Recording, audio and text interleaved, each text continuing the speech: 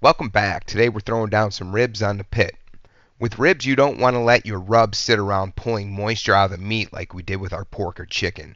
That just cools the surface temperature, drags out your smoke time, and can have a negative impact on your bark. So here's the deal. Fire up your pit first, then season and get those racks on immediately.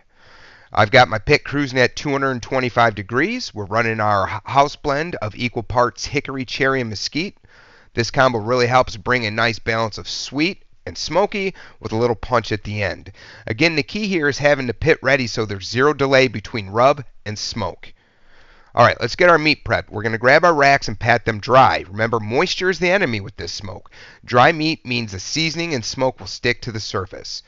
Flip the rack over to remove the membrane. I use a butter knife. I start in the middle and I work my way to either end. Paper towels can definitely help with the grip when you're pulling this membrane off.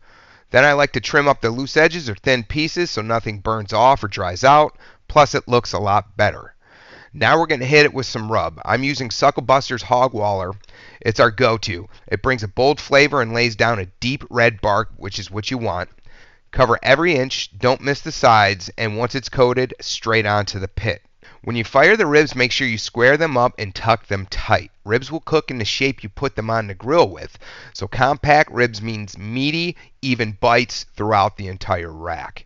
Now we're going to close them up and let them sit for 3 hours. After the 3-hour mark, it's time to check back. If your bark is setting in nice, give the ribs a mist. I go with half apple cider, half water. This keeps things from drying out and starts breaking down the tougher bits. Once the meat feels firm, slide in your probes. Don't rush this part. If you probe too early, they'll sag and stay warped. We're smoking these boys to 190 degrees internal temp for that bite off the bone feel. From here on out, we'll peak every 90 minutes or so, light mists if needed, but otherwise let the smoke do its thing.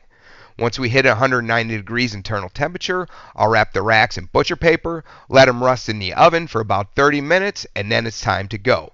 If you're more into a fall off the bone style, push them to about 202, maybe 203 degrees, and that meat will just fall right off the bone.